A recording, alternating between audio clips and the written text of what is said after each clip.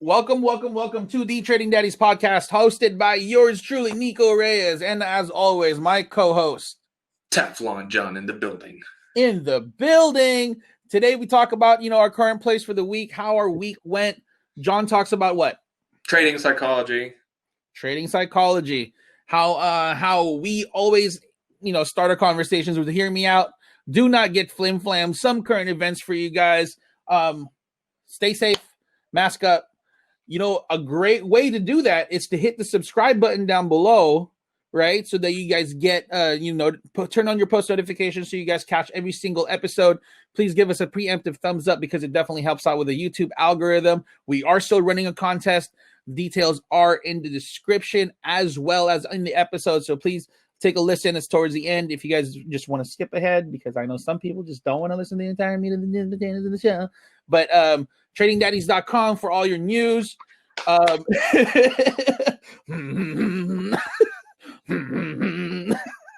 It's December. December. For your taxes, because Uncle Sam wants 30%.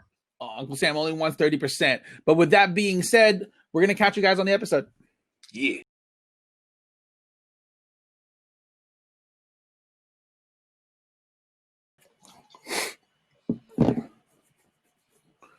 Woo. Buy the dip, short the VIX, and long on all crypto, boys. Welcome to the Trading Daddies podcast, hosted by yours truly, Nico Reyes. And I want to give a special shout out to my co-host, Tefleezy Fosheezy. Happy birthday, my guy. You saw the post? I'm officially 8 months. Is it 408? I may be off by a digit. I thought it was 409. Sometimes I'm dyslexic. But dude, happy birthday. How was your celebrations? My wife wrapped me up like a burrito. Did a photo shoot on me. Yeah, she did a photo shoot with Christmas lights. Turned out really well. It really did. Everyone loved it. Birthday was good. Nice. Spent it with the family, spent it with the kids, and we bought cake. Oh my god, we had so much cake. I love cake. What kind of cake did you get? As you grow older, okay, like it personally, me, I the things on your Christmas list get smaller and smaller up until you start realizing that the only things that you need in life is family. That and video games. Yeah. But I digress. That too. But think about it though, like 10, 20 years ago, what were your wish lists in your Christmas list, right? Ooh, cash. Like, I don't know, a PS2 or... It was all cash. Or that. It was all cash. Or one of those Nokia flip phones, or I don't know. All right, so a BlackBerry. Around that time, how was it, 10, 20 years ago? I was... 20 years ago. 20 years ago, 22? Shit. Oh, 24. Fuck, I'm old. No. 20 years ago, 14. I'm tripping. No, 20 years ago, bro. 14. I'm tripping. 20 years ago, 14. BlackBerry. I'm tripping. At 14, I was a freshman in high school. Mm-hmm. Actually, you know what? At 14, I was living in the Philippines. A car? No, I couldn't. I mean... You had a driver. I had a driver. I had a nanny. Damn. Anyway, so I really wanted cash. Bro, you're living the life. I really wanted cash. I really just wanted to go to Green Hills and just bought stuff. Buy the AAA quality. AAA quality, name brands. Right? AAA quality. Right? I do miss going to Green Hills though. That's one of the spots that I used to like going to. The smell of mung bean hopia. Right, mung bean hopia in the squares. You know how they make it in cubes, bite-sized pieces. That's the bomb. But yeah, dude, what kind of cake did you get? She had it was a chocolate vanilla cream cake. It was hella good with fruits on top. Nice. Is there like do you have like a hierarchy of cakes? Yeah, dude. I'm like I'm picky with cakes. Like I hate sponge cakes. They're Interesting. boring. Yeah, they're boring. German chocolate's good. So do you have a top five? I want to compare my top five to your top five. I only have like a few cakes in mind. German chocolate. I don't know. I'm not that picky, but I don't like sponge cakes. No sponge cakes. I like No sponge cakes. cake is like kind of my kryptonite. Cake Yeah. and cookies. If you put cake and cookies in front of me, it's over. That's my death wish. Cake and ice cream. Ice cream too. Ice cream too. But sometimes ice cream hit or miss depends on the brand. It just really depends on the brand and where you're getting it from. Like for cakes, top all time cake is cheesecake for sure. New York style cheesecake for sure. John is actually sporting the Uncle Sam shirt that he only wants 30% of your taxes, of your revenue for the year. Oh, don't worry. We're going to talk about stocks today. We're not going to talk about, my birthday. But yeah, so cheesecake's the thing for me, dude. If I could have one thing in all the time, like a nice, thick New York style cheesecake, that's it for me. That would make my day. But dude, I miss the Cheesecake Factory. I do miss the Cheesecake Factory. I mean, I've taken a few girls to the Cheesecake Factory. Of course, you have to, especially in Walnut Creek. But sometimes the girl you take to the Cheesecake Factory shouldn't have been taken to the Cheesecake Factory. Right? Like one time I went to the Cheesecake Factory on a date, obviously. Took this girl, and she was like, "Well, you know what? I don't like anything on this menu." And I'm like, "It's the Cheesecake Factory." Like, you open up.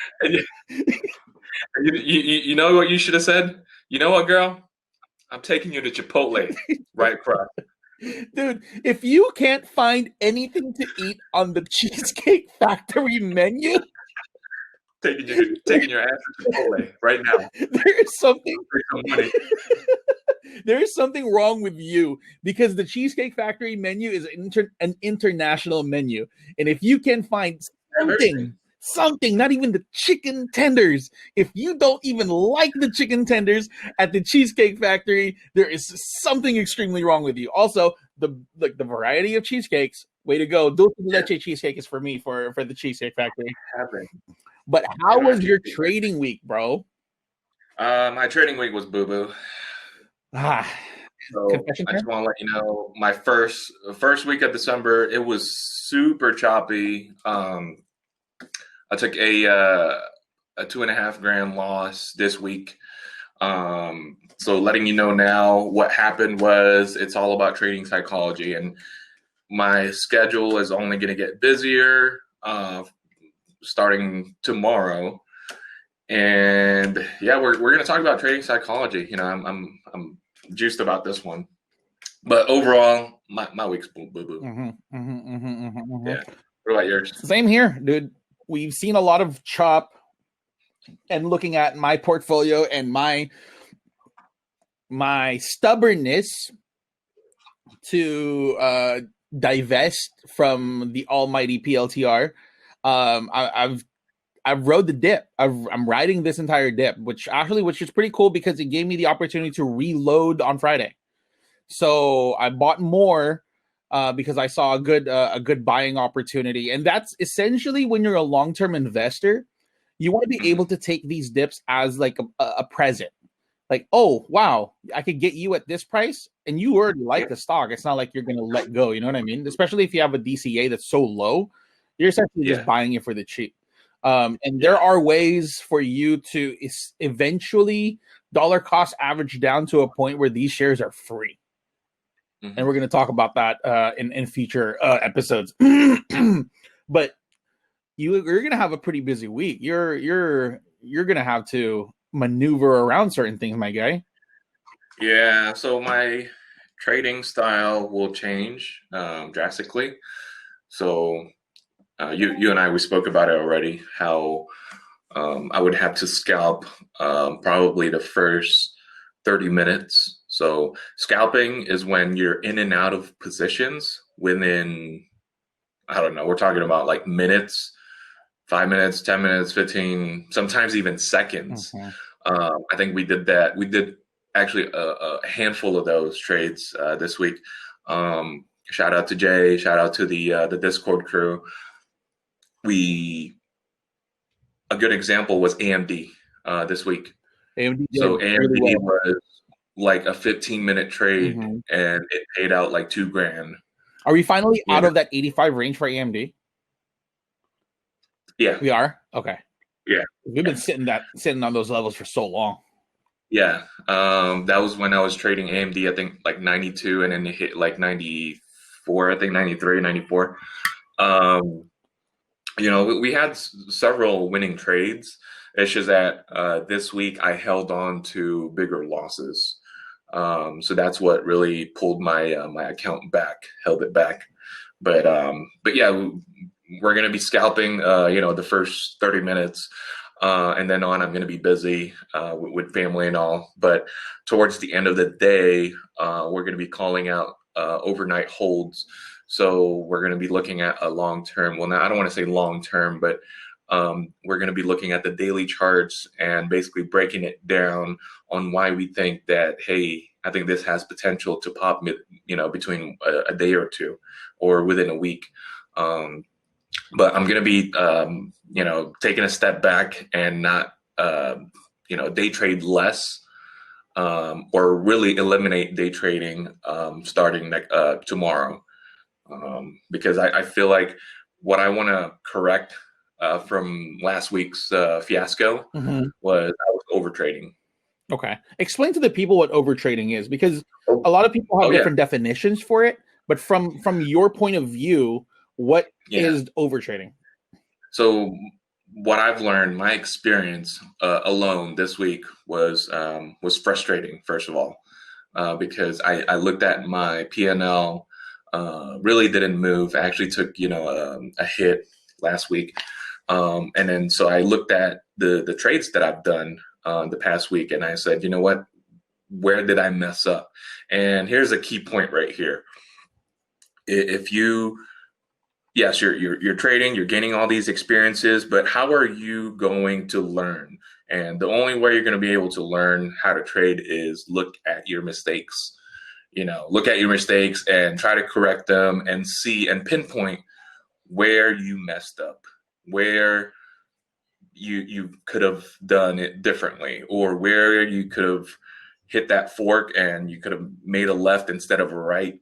Um, what I looked at last week was I overtraded, meaning I looked at all the trades that I've done and I said, you know what, that was a waste of money because the chart wasn't working on that. I looked at this one company, I should have never traded that one. So if I limited myself, with certain trades that have, potential, that have clean setups, clean charts, then we wouldn't be in the red last week. Is Overtrading is, it could be, multiple things. You could be either overtrading day trading or overtrading swing trading. Like last week, there was one time where I was holding 5 positions overnight, and for me personally, I think that was too much. If you look at my portfolio right now, I only have 3 positions in equities and 3 positions in options. And I only have 4 ticker symbols that I'm monitoring right now, as opposed to like 2 weeks ago, it was like 20 positions. So I try to dumb it down and make it look clean as possible, because if you're over trading, you're watching so many ticker symbols that you start losing your mind. You start losing the focus on what you really want to do and what you really want to accomplish with your P&L. So I'm going to dumb it down and take lesser trades, obviously, because I feel like if I take less trades and cleaner trades, we'll end up in the positive again next week. So I think also to add to that point, and I'm also part of this scenario where it's like you start thinking to yourself like, oh my God, there's so many good plays out there. I want to catch them all, Yeah. right? But you're always remind yourself like you're one man, right? You're one man in front of a computer clicking buttons trying to make a profit. You're one man. You're not a computer that has all of this in front of it and can make those moves for you. So not being able to watch certain plays or thinking about a play that's not even on your screen and you're Yep. scrambling to find that, remember that this is real time price action. So if you don't have already visibility to the trend going up and to the upswing, you don't expect to make a profit, because unless you're some genius trader and that's a thing that you do. But if you don't trade the setups that you love, don't expect a profit. That's what I've realized in the past, how many months is, if I see I have certain qualifications in order for me to enter a trade. And, certain plays might get called out on, on the trading Discord and be like, oh, we're looking at this. But sometimes when you catch those, you're already way too late. So you just have to really be true to yourself and know that the way that you trade and your style of trading definitely plays an effect on what your P&L is going to look like at the end of the day. Right? Have your goals, have your rules, adhere to your rules, because people who don't have trading rules tend to just blow up their accounts. You know what I'm saying? But what other parts of the trading psyche are we looking at? Oh, so you guys want to talk about trading psychology? I mean, let's give the people a peek into the minds of the trading daddies, specifically Teflizi Foshizi. Oh, heck yeah, dude! I've been writing about trading psychology for quite some time now. So every time an idea pops in my head, I write it down to share for everyone to enjoy. First and foremost, trading psychology exists. Okay, it's super important. So what is trading psychology? Trading psychology is when that voice in your inner head, like just talking to you. Mm-hmm. Should you do it? Should you not do it? Should you add? Should you cut it? These are rash decisions, right? I would like to share to everyone my success, and my mistakes I've made in my trading career, in hopes to help others, help traders out there. And I've narrowed it down into some key points. Well, first and foremost, you gotta determine your goal. Are you a trader or an investor? Two different things. Two different things. Let's break that down real quick. Differences between a trader and an investor. So a trader, we're also investors in this game. A trader is when you're trading an equity, a stock, or an ETF, doesn't matter. You're trading something. Your trading could be either a day trade, which lasts, within the day, or a swing trade. A swing trade lasts probably a day until, I don't know, up until 3 months. Okay. Investing is when you just put your money in there, you invest and you believe in the company, and you have a goal. First of all, you have a goal of when to pull out. I don't know, a year, 2 years, 5 years, 20 years from now. I don't know. Are you holding Apple for the next 30 years up until, your kid graduates or tries to buy a house? But really, you got to differentiate, the two, because they're completely different. However, you can also be both. Mm-hmm. Okay. So I have an investment account, a separate investment account. Okay. Those are my dividend accounts. I have my dividend stocks in there. I also have a trading account, which is my main account. Majority of it, I day trade and I swing trade on.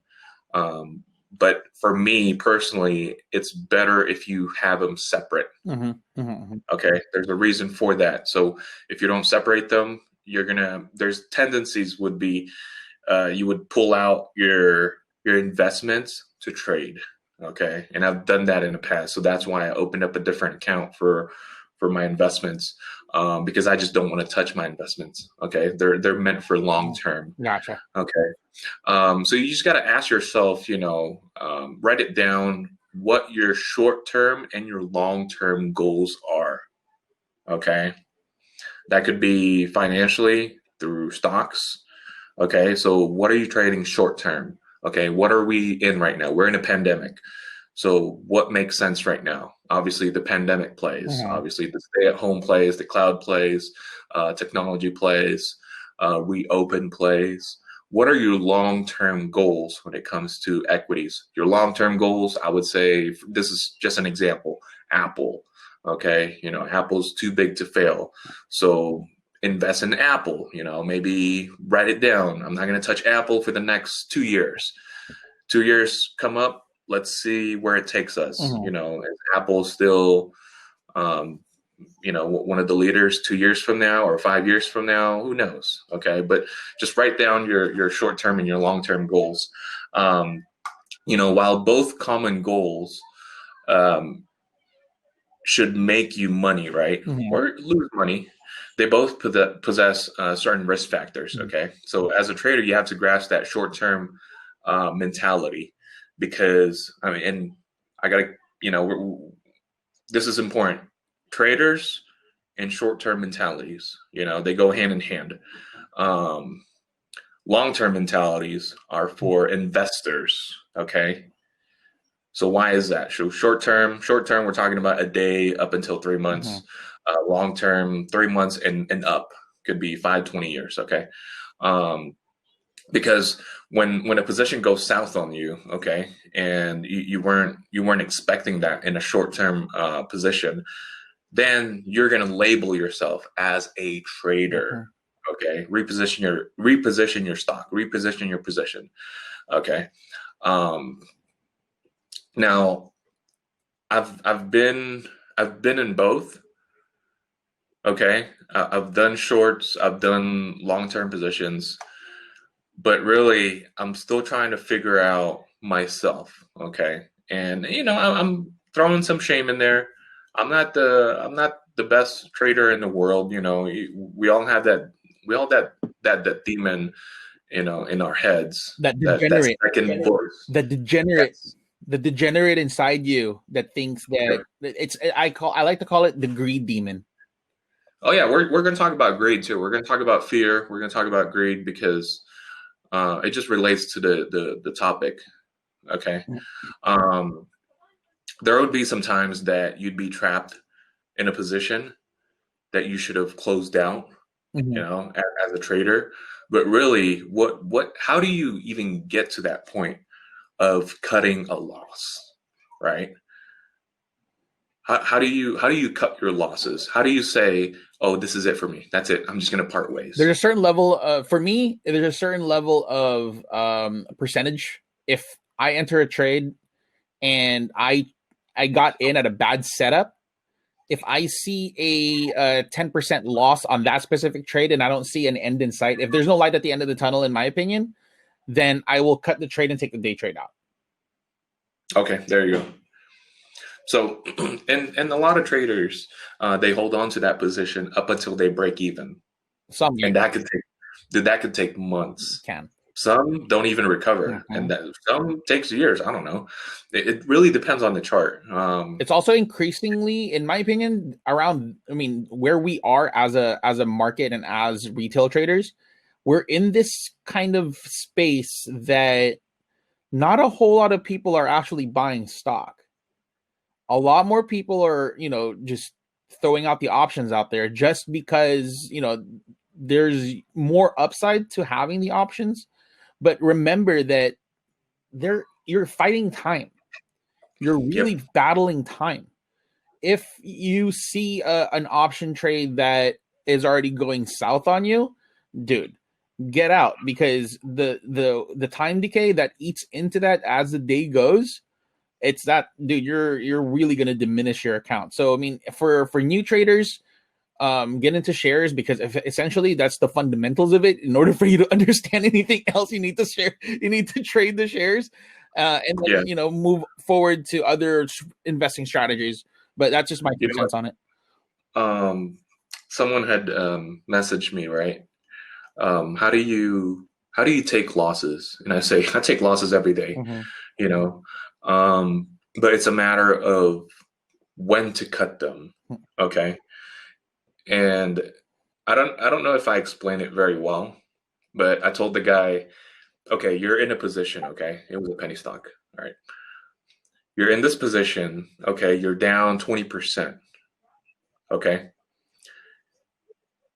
His plan was to hold on to that position up until he breaks even. Okay. And here's my explanation. I told him it's not about you breaking even. Okay. You being down 20%, you already lost the money. You already lost the money. Okay. Forget about that because, the future is not guaranteed. Who knows if that stock keeps coming down. Mm-hmm. All right. So I explained to him, when the stock comes down and you're seeing your portfolio come down 5, 10, 20%, that means you've already lost that money. Let me explain that again. You've lost that money already. Okay. You have to re-enter a different position for you to make money, not break even, but make money. But in your mind, you're looking at your P&L. Oh, I'm down 20%. Oh, if it goes up 20%, I'm back even. No, you're not. Mm-hmm. Because it takes if you lose 10%, you would have A week or two. Somewhere. You would have to remake, I think, I don't know, there's a math calculation to it. You would have to win 12% to make that 10% loss back. Yeah. The gains, You know what I'm talking about? yeah, the gains need to be higher mathematically in order Yep. for you to break even. Because if you lose 50% on a position, you would have to make up 100% Mm-hmm. on a different trade just to make up the 50%. Exactly. Does that make sense? Yeah, no, it does. It does. Yeah. For you to be break even, quote unquote, okay, you would need to work harder actually to get your money back. So where's the disadvantage there? I just told you that is the disadvantage. You're working harder to get your money back. And there's other ways that to potentially mitigate that kind of loss. I mean, there's dollar cost averaging. Yeah, But that's for long-term investors. for long-term investors. But that's also if you have enough capital. Because one mistake that I made as a new trader is going nuts and going all in. Right? Position sizing takes a lot, plays a lot into how you trade. And John's told me this. Like if you spend so much of your capital onto one stock and it goes south on you, how else are you going to recoup any of that? Yeah. And so going back to that story, so I told the guy, just set a stop loss. Okay, a stop loss is basically you're looking at the chart. Okay, this is where I'm going to put my stop loss. The maximum loss I will take for this play. Obviously, it's risk management. Okay, you don't want to blow up your account on one stock. Obviously, you want to take a stop loss and then move on to the next play. And so I told him, hey, since this is a penny stock, so why don't we just take a stop loss of 2% or 3%? I don't know. It really depends on your risk management. But at this point, he was already down like I think 20%, and I had mentioned to him, hey, that's it. You've already lost the money. It's going to be harder for you to dig your way out of there because you would have to win, I don't know, a 30 or 40% on your next play just to get your money back. So moving on, now going to long-term investing. Now, as investors, okay, what are your long-term goals? Are you quick to get shaken out of a position? For example, if you told yourself, I would hold on for the stock at least, 6 months out, you should stick to that plan 6 months out. Okay. The hard part is, looking at your position on a daily basis. Because, dude, there's news every single day. There's pandemic, current events, election. It's going to be volatile for the next 6 months. So if you're investing now for the long term, I say don't even look at it 12 months from now. Mm-hmm. 12 months, you're definitely going to see something, like either in a positive way, most likely positive way. It depends on what you're investing in. But really, if you give it time, like they say, time in the market always beats timing the market. Exactly. Okay. Because you can't time the Um, market. There's you can't, no crystal ball. Like, dude. If someone tells you, okay, you pick up the phone, hey Nico, I got this one stock. They're based in the Midwest. Two brothers. Aerotime Incorporated. Aerotime Incorporated. Okay. Your profit of 5,000 can shoot upwards to 100,000. That can pay for my mortgage. Wow, it's like we're reenacting a scene. If someone tells you, if someone's trying to pitch you a stock, okay, and they say, "Oh, this stock's going to go 30% higher tomorrow," no one can predict the future. No, nobody can. Nobody can tell you if the stock's going to go up or down. Unless Okay, it's insider trading and it's illegal. Okay, if someone can predict, if someone knows about insider trading, yes, they have upward potential or downward. Also the misconception there too. Like a lot of people think that, oh, it's going to jump up 30% tomorrow, but how are you basing that off? What are you basing that off of?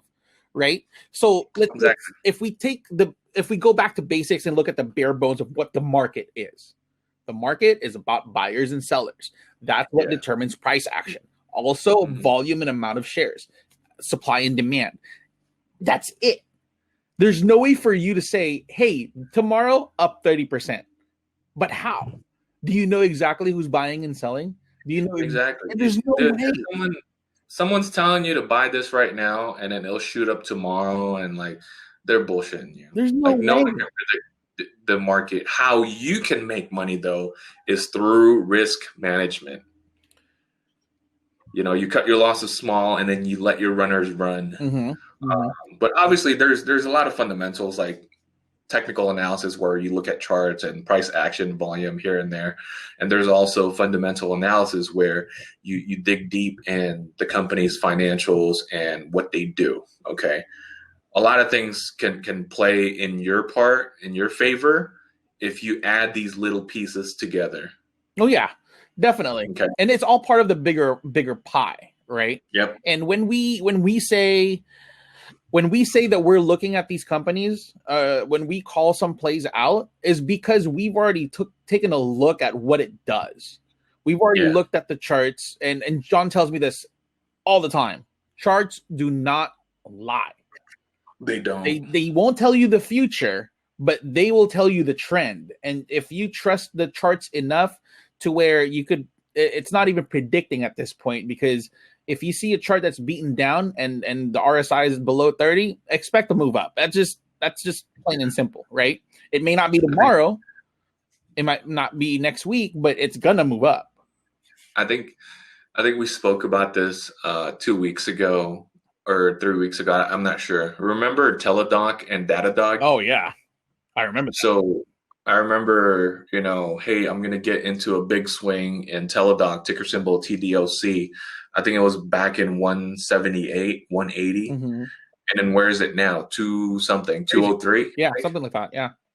Yeah. So that could have been, a 10, 15, 20%, gains. But same thing with Datadog. So we looked at the charts and it had potential. It had potential to go up. But again, we've done the homework, we've done the technical analysis for us to get into these positions. And I mentioned clearly that I was going to get into a big position with Teladoc, and we did. We made money on Teladoc and Datadog.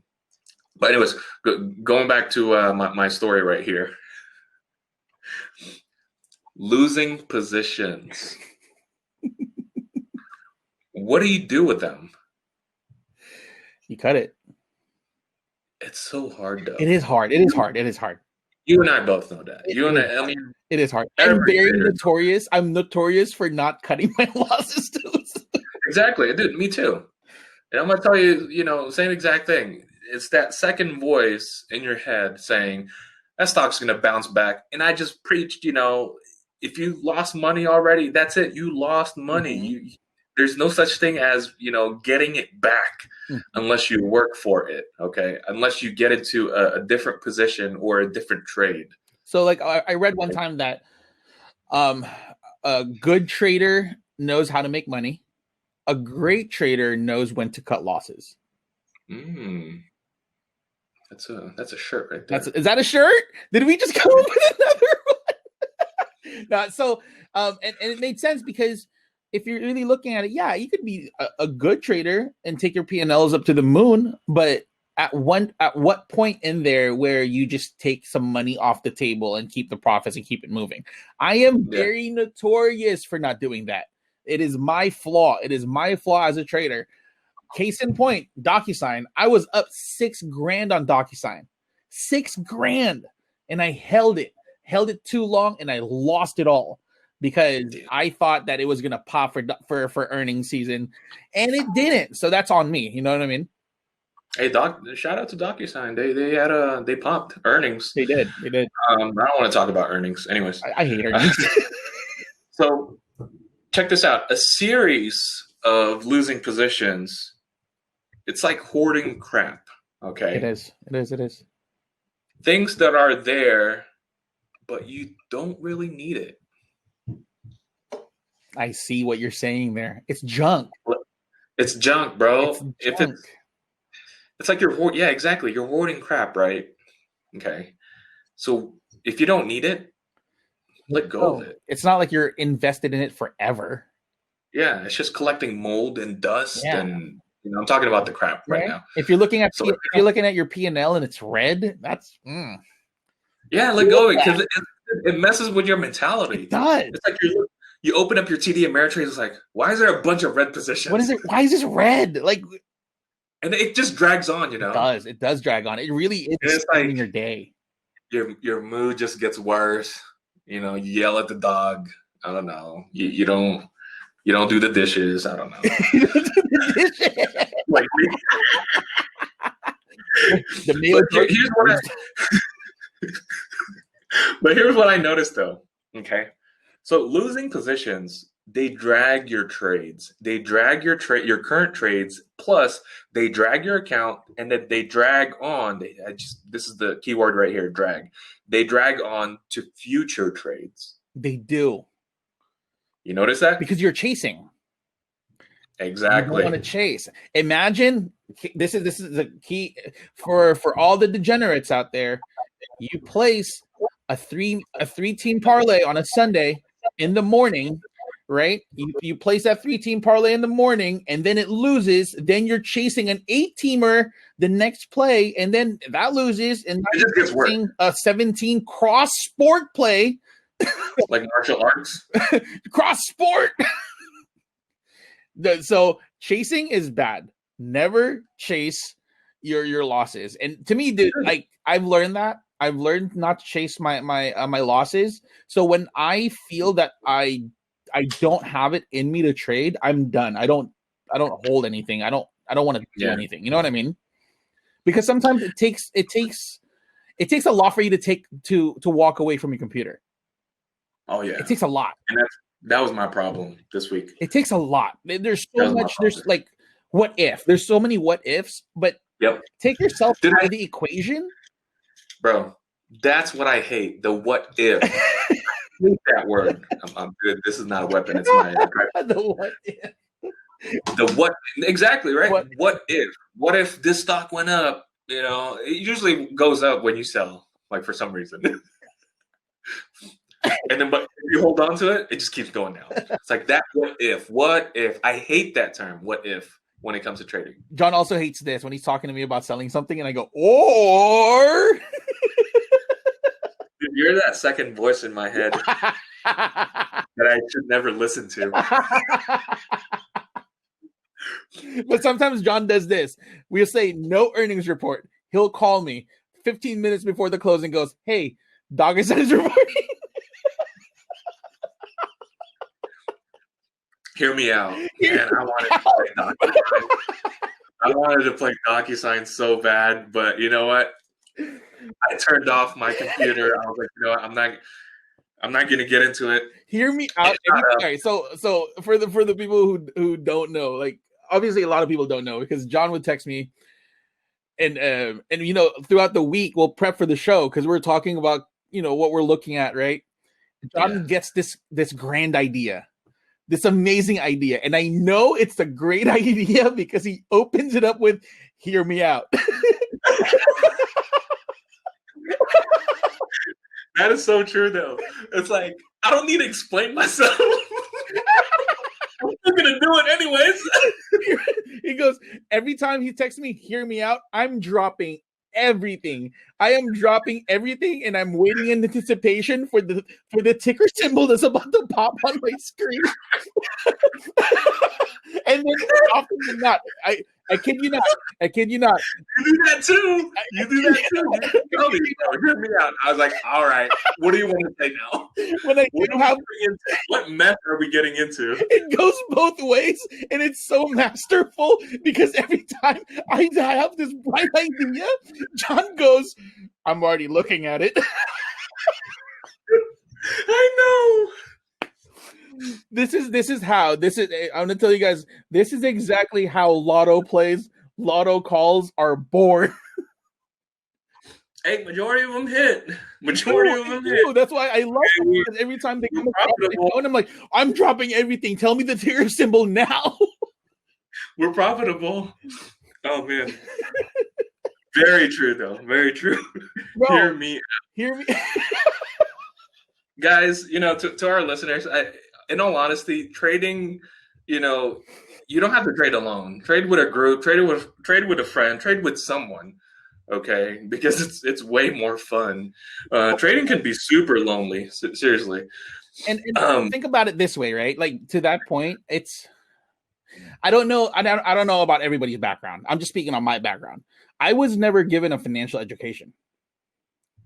Mm-hmm. Me too. To this day, I don't know how to balance a checkbook. Me too. Because I was never, I never had to. But all of this investing, all of this playing the stock market was once from the outside looking in, it looked like a wall that you can't climb. That is hard to penetrate. Mm-hmm. But being able to reach out to somebody that is doing it, right? And trading as a group made it so accessible that I'm super excited to teach this to my kids. Like your confidence level was like, didn't exist. Super low back then. Right? Yeah. But now that I have a little bit more knowledge, I don't know everything, but I have a little bit more knowledge. Now I can say, hey, you know what? I could confidently say, let's dump this money into an account, and you could let you watch it grow. It's so that your future is a little bit more secure. I think, to me, that's very valuable. I'm gonna sit down my kid. I'm gonna sit my kids down and sit them down individually. Like, hey, hear me out. What is it, Dad? What mess are you getting to now? Hear me out. Oh man. So I'm pretty sure there's a lot more into the trading psychology that we're going to talk about in the future. Thank you for letting us know what goes into the mind of a trader. And we're going to recap all of this once we have. Oh, there's more, but we're going to continue this segment. In a different episode. It's beautiful. So, I love it. I love how because I still want to talk about. We're going to do it in our next episode. We're going to talk about fear. We're going to talk about greed, and we're going to talk about profits. Nice. Nice. I want to get into a couple of notable earnings plays this week. Oh my god. All right, guys. So a few of them that I'm really looking at is AutoZone. AutoZone likes to pop on earnings. Yes. Let's see where this takes us. GameStop. I'm still shorting GameStop because I do believe that I need revenge for trying to trade in 25 games for $3. Adobe. Asana is something that I'm going to dig deeper into. Yeah, Asana is reporting Wednesday after hours. Asana is like, if you guys are interested in Palantir, Asana is the other stock to take a look at. Snow surprisingly ran massively this past week. We didn't even catch that. That was crazy. We didn't even know. Like we were just, and you know what? Also, I want to look into in the future is Unity. Yeah. I have to look into Unity. Because ARK Investments bought a lot of Unity. Yep. Follow the money too. That's dude. That's what I've been doing. Majority of their trades are just super solid. Mm-hmm. I think what we can do is for the Discord is to post that, like, hey, this is what ARK is looking at. This is what we're looking at. Yeah. Right. We could do that. We start doing that. Costco is reporting on Thursday, I believe. Costco, and remember, their special dividend is this Friday. Wow! So load up. Yep. Load up on Costco. Yeah, that $10 special dividend. Dividend. Load up on Costco. Oracle and Lululemon. Watch out for that. I feel like Lulu's baked in though. You forgot one thing. What did I forget? Oh, you know what? I did that out of respect for you. Tuesday after hours. Chewy. I don't know when you're gonna bring that up, but you forgot a big company out of all those lists. Because I didn't want to bring it up. It was Ticker your birthday. symbol CHWY. It was your birthday.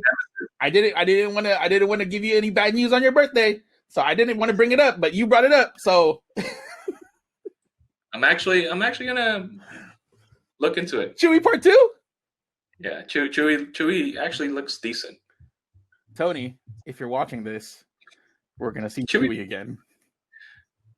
To this day, I don't know if my wife's gonna be listening to this. To this day, we keep receiving Chewy boxes every month. And I keep checking my account. I'm like, well, I'm not paying for it. Someone has to be paying for it.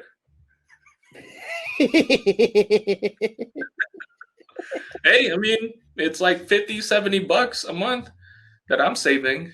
Shoot, I'm not about to give them my money. Nah, don't give them any of your money. You're not supposed to give them any of your money. Let's talk about some current events real quick. Dude, LA lockdowns. Man, that is crazy. LA lockdowns. Well, okay, so all of California is back in the purple tier. The only tier that's not in any type of purple tier is San Mateo County. Good for them. And don't forget his winery. Oh, yeah.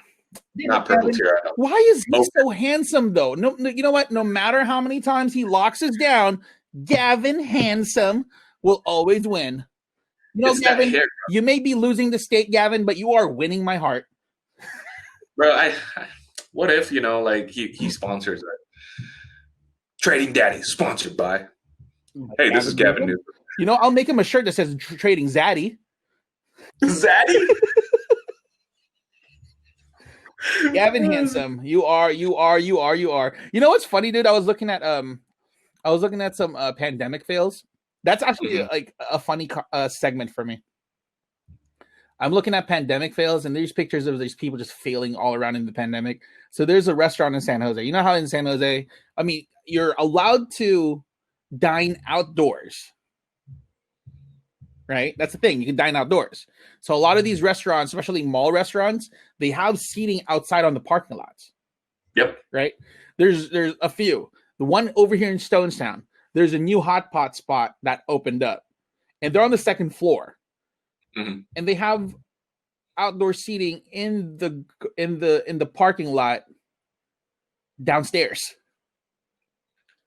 Oh, that sucks. Imagine bringing a hot pot down there. Really? Yeah, dude. That's terrible. Imagine bringing an entire hot pot down there. Like, dude, and it's not just, when you go to a hot pot restaurant and you have to stand up and grab the meats yourself or whatever, right? Right. You go there. You walk, and dude, it's like 4 to 5, 6 feet max for you to get your food. That sucks. But dude, you have to go down a floor and through people. Exactly. That sucks. A full hot pot. The other one is you're supposed to be able to eat outside in open spaces, but this restaurant in San Jose has outdoor seating inside of tents. I know, dude. That's not just in San Jose. A lot of restaurant concepts have adopted that. It's so dumb, dude. And check this out. Actually, casinos. Okay, I think Matrix, is it the Matrix or Bay 101? They set up a tent outside the parking lot. So you're playing your games, you're playing your favorite card game in the parking lot in a tent. So you're dining outdoors to eat inside. And remember, when California was in fire, a few months ago, they did that. They put out tents outside for people to eat, but they're inhaling all that smoke. Bro. Sometimes you look at people and you're like, dude, you're short a few cells. I don't know, man. Oh my God, what a world. What a world. What a time to be alive. What a time to be alive. What a time to be alive. It's like, oh yeah, 2020. You want to talk about 2020? I survived 2020. Killer Hornets. Dude, those murder hornets, bro. Those murder hornets were wearing Timbs and smoking Black and Milds. Those murder hornets. You want to talk about 2020? There was an asteroid that was supposed to hit, I think a week from now or something. Dude, the asteroid, that was a scare. Like, can you imagine all the potentially apocalyptic events that could have happened in 2020? And while we're having an apocalyptic event, elections, dude, the world could have ended, and we were like, oh God, we were ready for it. So a few more things, just a reminder for everybody, please be safe. We're almost there, guys. The vaccine is coming. If you're an anti-vaxxer, God, rethink that position. Because I mean, if we don't get at least 80% of people to take the vaccine, it's not going to work, and we're still going to have this cycle of continuance. The vaccine is not political. It's about your health. There's no 5G chip in there. If there is, take the 5G chip. You'll have better cell signal anyways. Why not? There was a movie about that. Yeah, there was a movie. They're saying that, Bill Gates wants us to take the vaccine because there's a 5G chip in there. Bro, all right, let me talk about this real quick from a business sense. If Intel, one of the biggest chip market companies, the chip makers in the world, cannot even create a 7 nanometer chip, do you really think Bill Gates has a 5G chip of that scale, of that small of a scale? Get out of here. Get out of here. Just take it. Just take the vaccine, and so we can all gather. I miss everybody. Shit. Man. You know what I mean? So speaking of vaccine news, the Pfizer FDA approval is coming pretty soon. Yes. December 11th. Yes. Actually, a lot of things are happening December 11th. There's a lot of things. Stimulus. So we're looking at and it's coming. The approval is coming. The rollout should be coming thereafter. Moderna is reporting around next week. Also, like a week after. The UK is rolling out vaccines this week. Yep. The UK is rolling out vaccines this week. We will be monitoring the situation, since this can definitely potentially move markets. This is going to be a big catalyst for the world. Now, you don't want to be biased, because obviously everyone thinks that, it's great news. It is great news to me, but there could be some potential pitfalls on this one. Yeah, that's why we're monitoring. You have to digest this both ways. Mm-hmm. Okay. Mm-hmm. Mm-hmm. Crypto news: Bitcoin is at 19,000. So the crypto boys, you guys are making some good gains. One crypto to actually note of, which is fairly cheap, and I was invested in this for a while, and I let it go because it wasn't moving anywhere at all, and then it started moving when I did sell it. Typical luck for me is Ripple, XRP. The House China bill got passed. So now Chinese companies who are listed in the stock market here in the United States have 3 years to comply. What does this mean for your China EV stocks? Be aware of how they are complying. So far, the only company that's actually come out and said something was NIO, and they have been complying in the past month. So if you are looking for a potential investment, and also I'm going to talk about NIO in a bit, please, hop in. If you are stimulus talks, the 11th, I mean, not sure. I mean, they're back, but not sure. I'm not hopeful. I don't know, dude. We're gonna get bamboozled again. We're gonna get flim-flammed again. This is, the stimulus shake, the stimulus lame duck shake. I like that word, flim-flammed. We're gonna get flim-flammed. Flim-flammed. Wow, I learned something new today. So there's three words to describe what a bamboozle is: a bamboozle, a flim-flam, and a finangle. Finangle. I like that, finangle. Okay. Flim-flammed. I'm gonna start using that. You get flim-flammed. Did you get flim-flammed today? The other one was hoodwinked. Did you get flim-flammed today? I got flim-flammed today. But however, CNBC is reporting that former Congressman John Delaney is proposing to pay people $1,500 to take the vaccine. I saw that. In lieu of a stimulus check. I saw that. I'd stick it in me. I'm good. Give it to me. I'm gonna be Rick James. Like, give it to me, baby. So top place for the week, my guy. Where are you at? I am looking at Costco.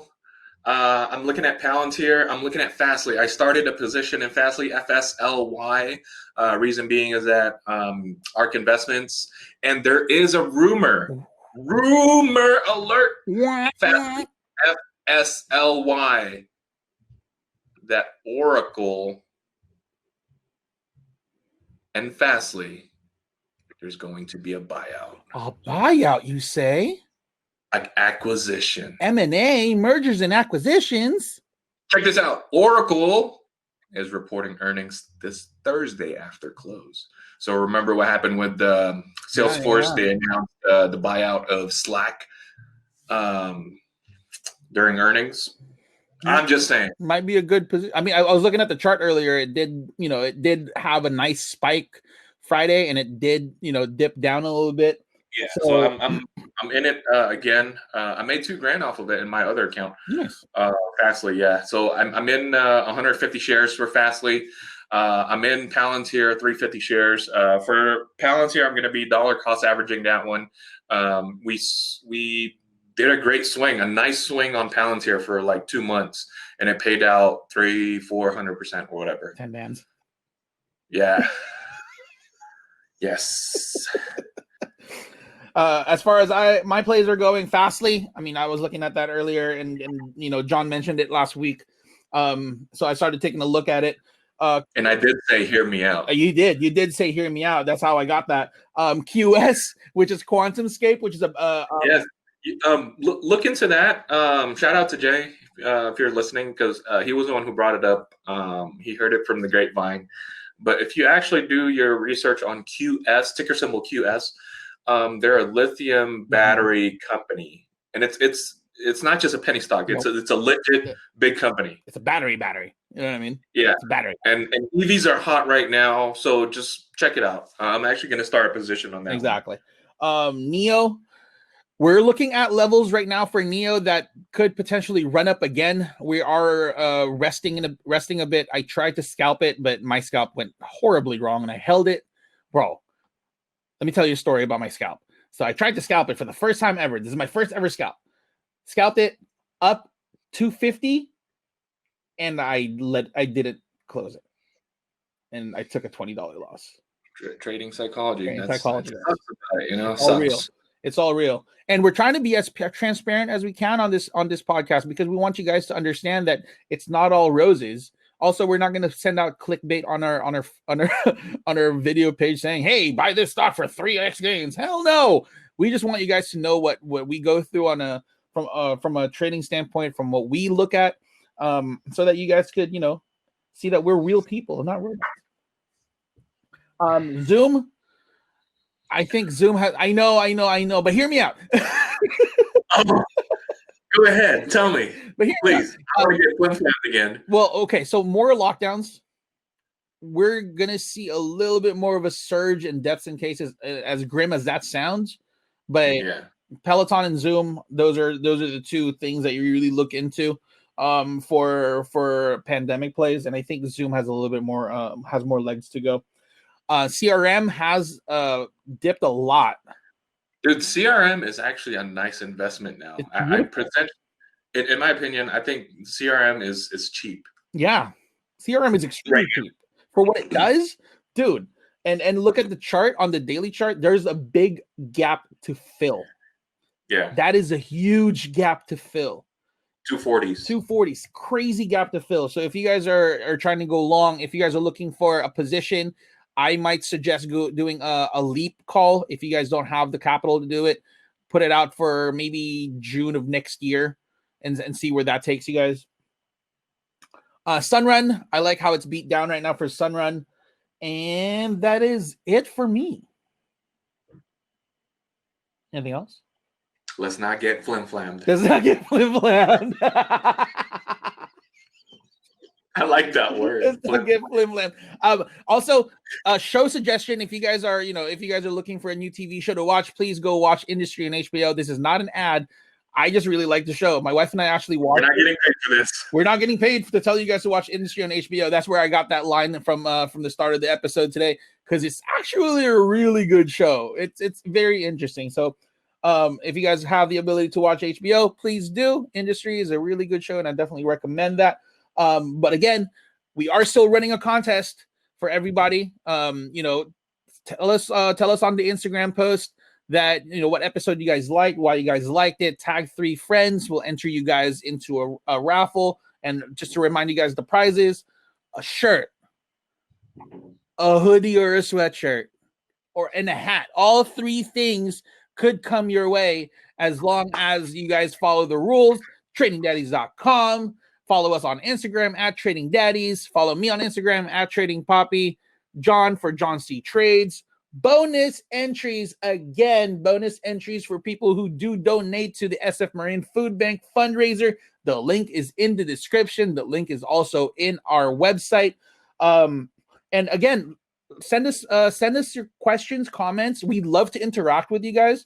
If you guys ask us a question, we'll definitely address it on the podcast, because we definitely would love to, answer that for you, especially if you're an avid listener.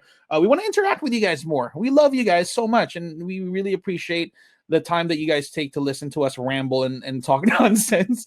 And from the bottom of our hearts, we love you guys again. Take care. Stay safe. Map up. Don't get flim-flammed. Don't get flim-flammed, right? And let's get trading.